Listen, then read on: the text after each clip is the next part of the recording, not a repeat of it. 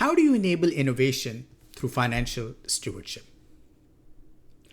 By reframing accountability not as control, but as enablement. Every boardroom wants more innovation, faster products, smarter platforms, higher revenue, bolder bets on the future. Because true innovation is never technology alone. It requires financial creativity and operational rigor at the same time. But innovation rarely stalls because of technology alone.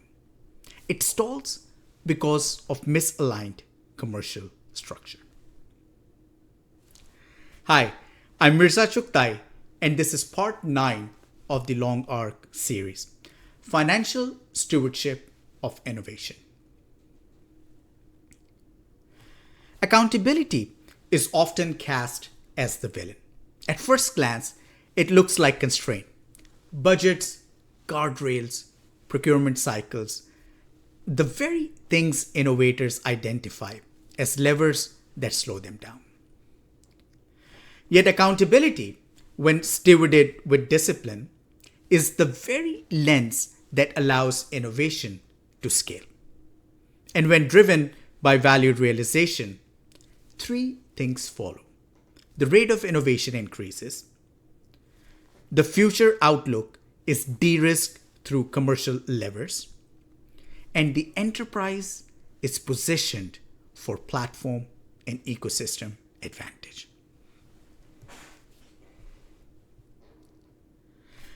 Transformation often loses the momentum when return on investment is not clearly tied to innovation efforts.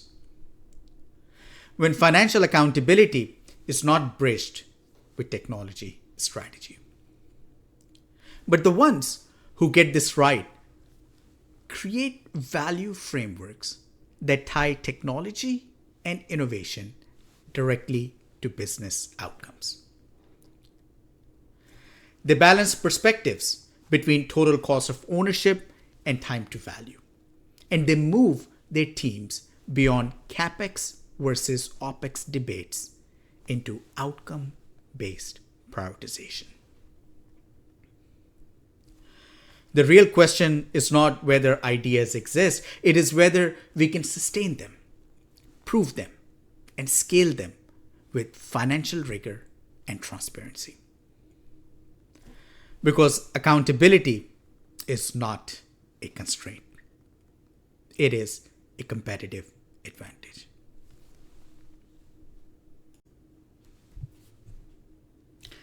Transformation is never carried by ideas alone. It is carried by systems that sustain them, the functions that enable them, and the stewardship that renews them. Innovation loses momentum when it becomes a contest of control. When finance is seen as the gatekeeper. When engineering and operations are treated as the cost center. When procurement is cast as the bottleneck. But when stewardship reframes these functions as multipliers, not controllers, something very different takes hold. Innovation stops being fragile. It becomes systemic. Because sparks of innovation do not thrive in isolation. They need systems that recognize their value, functions that amplify their impact, and leadership that stewards their momentum with rigor and transparency. That is why accountability practiced with discipline is not constraint.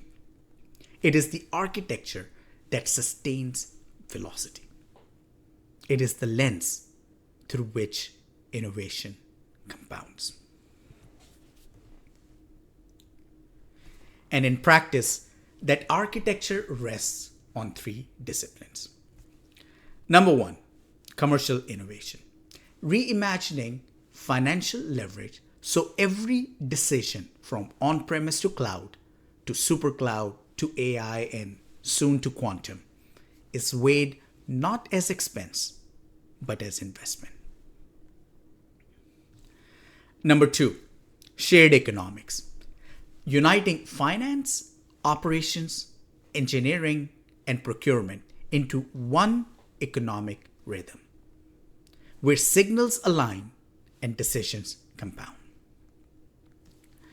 And number three, balance the horizons, stewarding past, present, and future in tandem. So technical debt is paid down, modernization advances, and tomorrow's ecosystem bets are seeded with discipline. These disciplines reframe accountability away from control and toward stewardship. They remind us that the role of leadership is not to constrain, but to create coherence. Not just to tell, but to demonstrate ethos in action. Not to consume innovation, but to sustain it.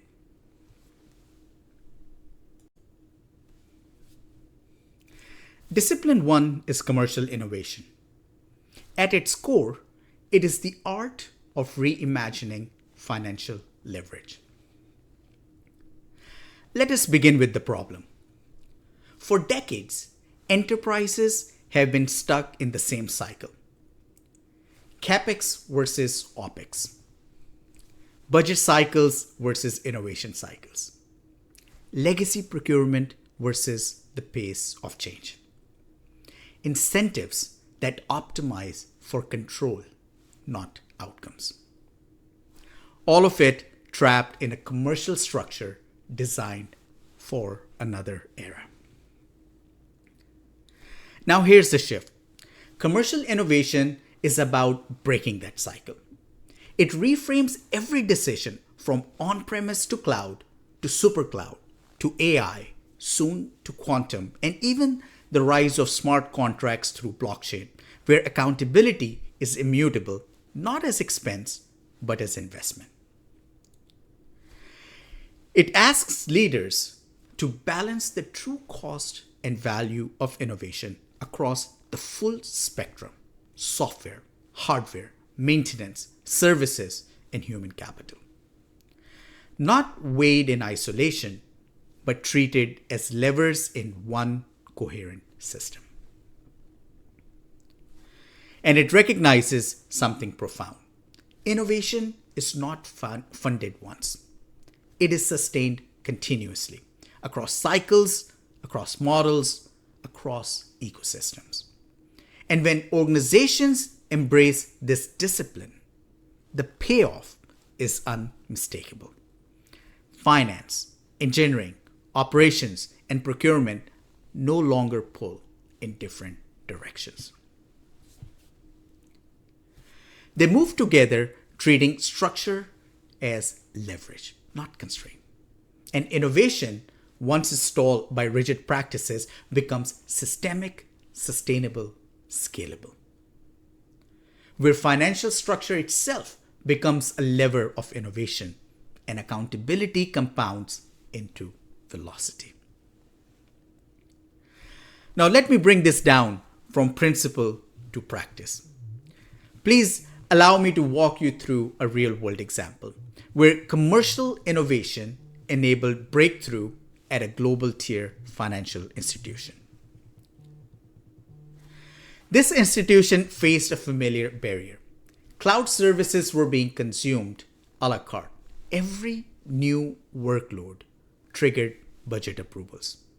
Every new service required license negotiations. The result? Friction. Operations slowed, procurement grew reactive, finance struggled to forecast spend with confidence. So they started with restructuring their cloud agreements. Instead of paying piecemeal, they negotiated an enterprise-wide agreement with a high watermark on consumption, but freedom inside that agreement. Teams could substitute services dynamically. Cloud credits became a self-funding mechanism for experimentation. As long as the spend stayed under the agreed threshold, engineers could migrate workloads, test new native services, and deploy at will. The results were immediate. Operations teams could move workloads without waiting on budget cycles. Procurement gained real-time visibility into utilization, which flowed straight into forward forecasts. Finance no longer had to authorize every shift. Velocity was protected while accountability was preserved. And then came the breakthrough. It opened the public cloud marketplace in a way that was simply inconceivable under the old a la carte model. Not only did it allow faster adoption of approved cloud assets, it streamlined how emerging vendors could be introduced into the evolving reference architecture, fueling more innovation. As long as the provider was certified and available in the marketplace and agreed to work within the credit framework, engineering teams could experiment freely. What once took months of internal gymnastics now happened in days. Finance gained new visibility. Procurement gained leverage, and engineering gained freedom. Most importantly, finance shifted from being seen as the perceived blocker of innovation to the trusted enabler of it. The function that unlocked confidence in the cloud provider's marketplace deepened partnerships with OEMs and created a living runway for innovation.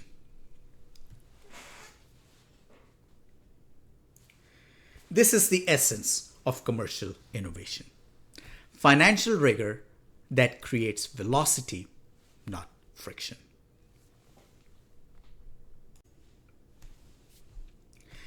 Discipline 2 is what I call shared economics. It is the discipline of dissolving siloed decision-making across finance, operations, engineering, and procurement, uniting their signals into one forecast, one rhythm, and one system of stewardship. Let me frame the problem. Enterprises don't stall because they lack ideas. They stall because decisions are fragmented. Finance manages budgets by quarter. Engineering pushes greenfield innovation on sprint cycles. Operations forecasts brownfield demand for stability. And procurement negotiates contracts in isolation. Each function is disciplined. Each function is optimized for its mandate. But when decisions are siloed, accountability fragments. Forecasts diverge, costs surprise, and innovation slows under the weight of misalignment. Now here's the shift. Shared economics does not dissolve functions. It dissolves silos. Operations drives brownfield demand projections into the forecast engine. Engineering injects greenfield demand into the same engine. Finance and procurement bring business leadership into the mix, balancing for new initiatives, shocks, bets, and mergers and acquisitions. Together, they create a unified telemetry-driven forecast. Not a static spreadsheet, a live economic rhythm where decisions are made in real time. From this coherence, enterprises unlock commercial leverage, bundle refreshes across domains, lock in better pricing, secure more favorable terms, and build optionality into contracts, and shift from pre-buy panic to consumption models that protect velocity and innovation. By creating implementation lanes across software, hardware, maintenance, services, and human capital, shared economics accelerates time to market while preserving financial rigor.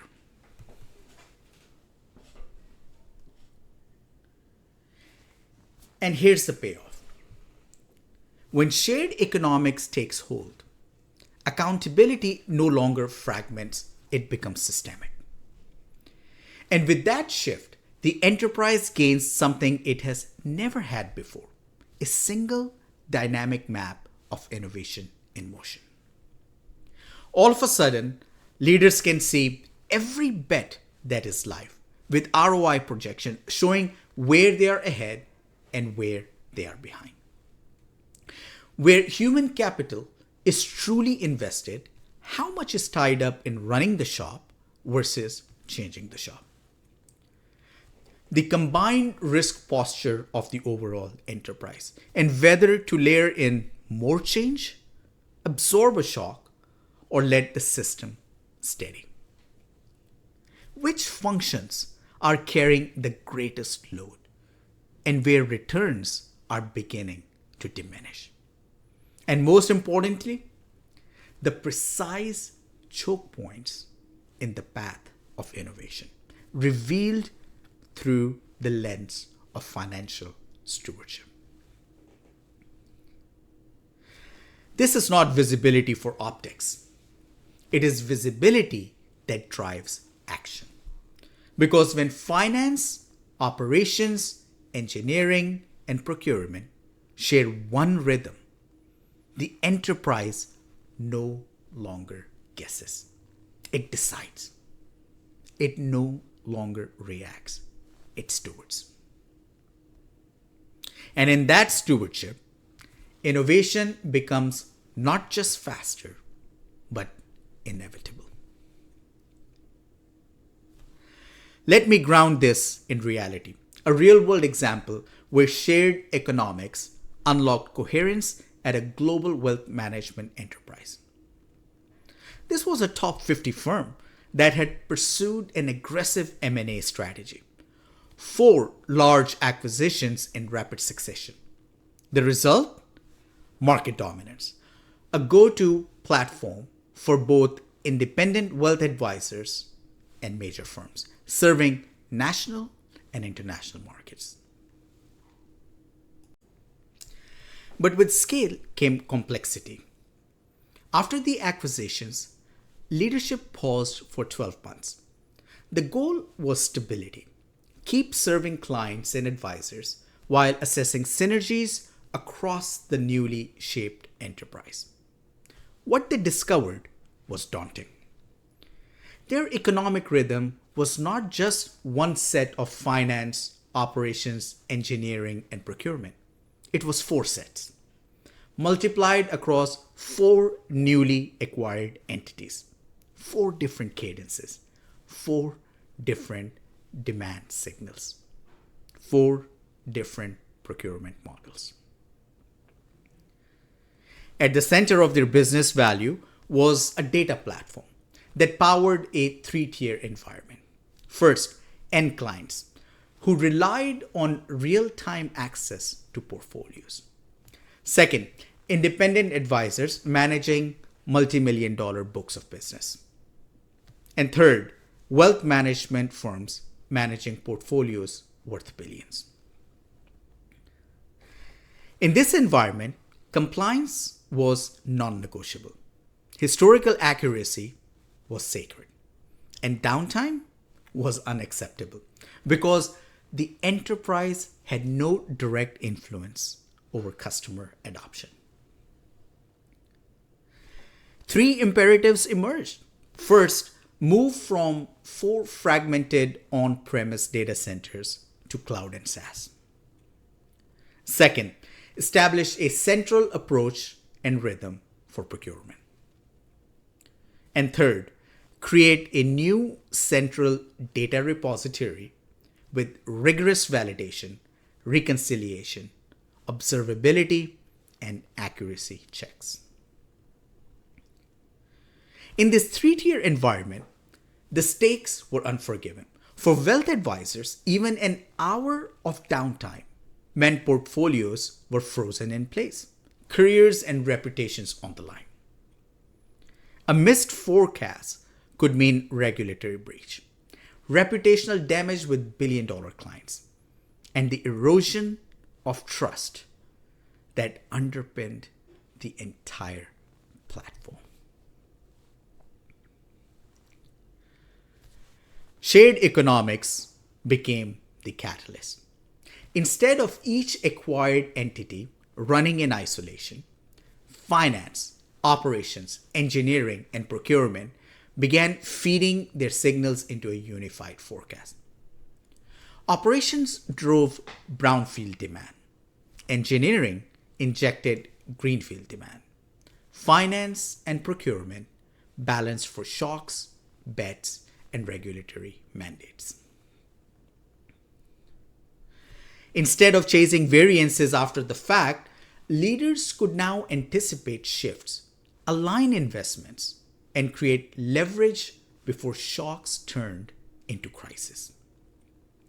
Shared economics gave them mastery of the rhythm, not just reaction to it. From this rhythm, the enterprise unlocked leverage. Bundled procurement across entities to secure better pricing and optionality. Shifted entitlements to consumption-based models to protect velocity. Enabled parallel implementation lanes across software, hardware, services, and human capital, accelerating time to market while preserving compliance. The payoff was striking.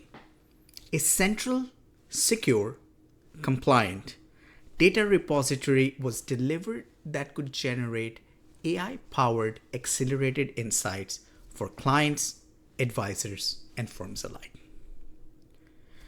The organization maintained zero downtime, honored regulatory rigor, and achieved modernization at scale. Not by brute force, but by coherence. This is shared economics in motion, transforming fragmented functions into a unified rhythm of stewardship, where commercial leverage accelerates innovation, innovation sustains market leadership, and leadership earns the trust to shape the future.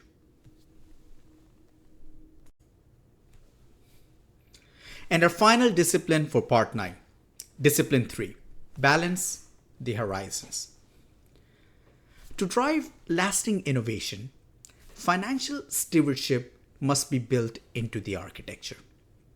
The operating model should fuel innovation, not fund it after the fact.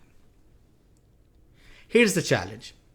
Financial stewardship is too often framed as something that follows innovation, funding ideas once they're already in motion. But the enterprises that endure take a different path. They build stewardship into the operating model itself, so that every horizon of the portfolio, past, present, and future, is governed with intention. Without that balance, momentum is difficult to sustain. Technical debt lingers longer than it should, not because of neglect, but because it competes with the urgent needs of the present. Core systems advance in disruptive refresh cycles, creating friction at the very moment speed is required. And future bets, no matter how bold, can strain resilience when they lean too heavily on a single plane of control or a narrow set of ecosystems. The challenge is not failure, it is imbalance. And imbalance left unchecked turns resilience into fragility. So here's the shift. Balance the Horizons reframes financial stewardship as a portfolio discipline across time. It begins with the past, where technical debt is not tolerated. The enterprise deliberately rewards modernization, creating engineering-led cost takeout that does more than reduce spend. It strengthens the system and frees capital for innovation. It extends into the present, where disruptive refresh cycles give way to an evergreen rhythm. Instead of operating on outdated releases and then leaping forward at great cost, the organization maintains N-1 across software, hardware, and firmware. As soon as new versions are certified and proven, they are integrated into the blueprint for deployment. The enterprise is never scrambling, never obsolete, always prepared. And it reaches into the future, where stewardship means seeding bets with resilience. Incumbent ecosystems are balanced with emerging best-of-breed entrants. Innovation is introduced continuously without being slowed by monolithic vendor roadmaps. Control planes are designed for portability and data planes for sovereignty. The portfolio remains both stable and adaptive, resilient enough to absorb shocks, and flexible enough to integrate the next wave of AI, composability, or market shifts without collapse. And what is the payoff? When horizons are balanced, financial stewardship stops being an exercise in trade-offs and becomes a system of compounding advantage. Innovation is no longer episodic, it becomes renewable. Boards can see not only what was spent, but what was gained. How each dollar fuels outcomes tied directly to business value.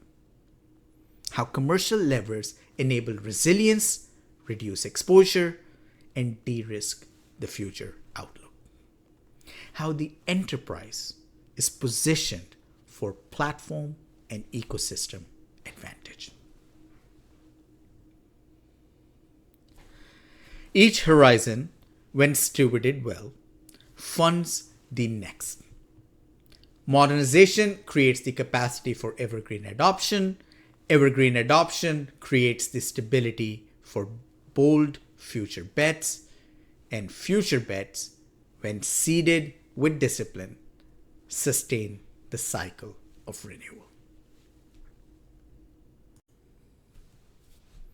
For teams, it means less firefighting and more building.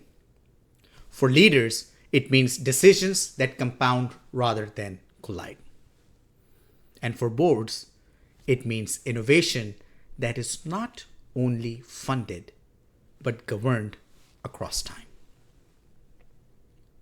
This is the fulfillment of financial stewardship, an operating model where value is realized continuously. Risk is absorbed rather than feared, and innovation is sustained across time. It is the architecture that turns velocity, resilience, and ecosystem advantage into enduring capabilities, not episodic wins. Please allow me to walk you through a real-world example where balancing the horizons turned velocity, resilience, and ecosystem advantage into enduring capabilities for a global top 10 financial institution. This was an organization operating at staggering scale, 4,700 applications running on 200,000 servers, 300 petabytes of storage, 500,000 network ports, 10,000 switches, and more than 100 150 DMCs. Highly regulated, spread across 5 continents, spanning investment banking, wealth management, and consumer banking. An environment that had grown through decades of build your own approaches. User experiences were custom built, engagement layers homegrown, and point solutions pieced together to deliver functionality. The mandate was clear: modernize the entire portfolio, reduce technical debt, and move away from heavy reliance on mainframes and bare metal toward virtualized, cloud-native, and resilient architectures. At the same time, the institution had to infuse evergreen adoption, rationalize tools, and embrace commercial-grade ecosystems without disrupting the operations that move billions of dollars daily. The stakes could not have been higher. Falling behind competitors would have meant missing opportunities to launch new commercial offerings, losing market capitalization, and being locked into monolithic frameworks that could not take advantage of DevOps, SRE, or continuous delivery. For a financial institution of this scale, velocity was not optional. It was existential. It began with honoring the past decisions intentionally. Applications that depended on the core banking system, which still ran on mainframe, were deliberately excluded from the first modernization phase. This was not neglect, but deliberate stewardship of risk, intentional debt consciously managed to preserve continuity in the most sensitive layers while advancing the rest of the portfolio. Greater impetus was placed on the present, where the estate began to change shape. The broader application portfolio was refactored into modular components. Instead of updating entire applications, teams could now change and deploy individual widgets or components. This modularity accelerated development cycles, sharpened Q&A, and improved time to market. Human capital was no longer bottleneck. It could be deployed in parallel streams, accelerating progress without overburdening the existing teams. And a blueprint for the future was explicitly declared. The transition to a software-defined data center created the foundation for hybrid multi-cloud adoption. Every workload was evaluated both technically and financially, then placed where it delivered maximum value. Bare metal where legacy dictated, internal cloud where strategy required, and external cloud where efficiency demanded. Vendor relationships shifted from dependency to leverage. The institution could now shape OEM roadmaps to address critical requirements while maintaining evergreen adoption internally. This balance reduced the build your own burden and introduced best of breed entrants without losing continuity and created space for planned innovation aligned to external commitments. The results were striking, both operationally and financially. A 50% reduction in applications running on bare metal unlocked new efficiency and scalability. A 10% cost savings on a $1 billion technology budget was realized not through cuts, but through disciplined modernization. The institution moved strategically from pre-buy models to true-up and utility models, aligning spend directly with consumption and value delivered. A fully connected demand management and supply chain, powered by real-time telemetry, enabled smarter procurement, fewer firefights, and a continuous runway for growth. An embedded FinOps-based governance gave leaders real-time visibility into cost, utilization, and return on investment, ensuring innovation was not only delivered, but continuously measured against business outcomes. This was not just a migration. It was balance in motion, where modernization reduced fragility, evergreen adoption sustained continuity, and disciplined bets positioned the enterprise for ecosystem advantage. By embedding financial stewardship into the very architecture itself, the institution transformed velocity, resilience, and market positioning from episodic wins into enduring capabilities.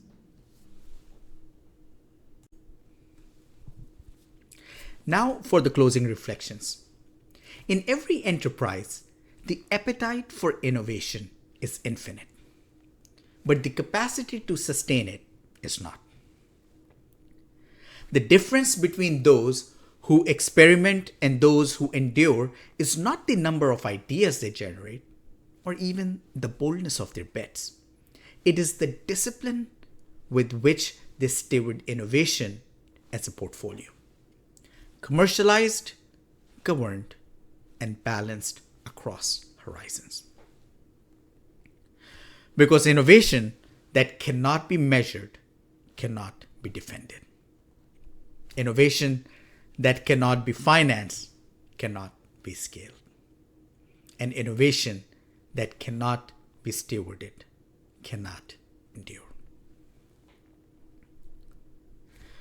The enterprises that will lead in this next era will be the ones who see accountability not as a choke point, but as architecture, who treat structure not as constraint, but as leverage, who embed financial stewardship not after innovation, but within it, so that every horizon funds the next. When that shift takes hold, stewardship stops being an accounting exercise. It becomes the system that multiplies ideas into outcomes, outcomes into resilience, and resilience into enduring advantage. That is the promise of financial stewardship, not to limit innovation, but to ensure that it compounds.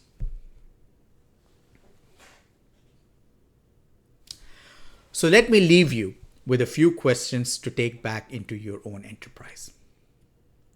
Are your innovation investments governed with the same rigor as your core operations? Do finance, engineering, operations, and procurement share one rhythm or four different ones?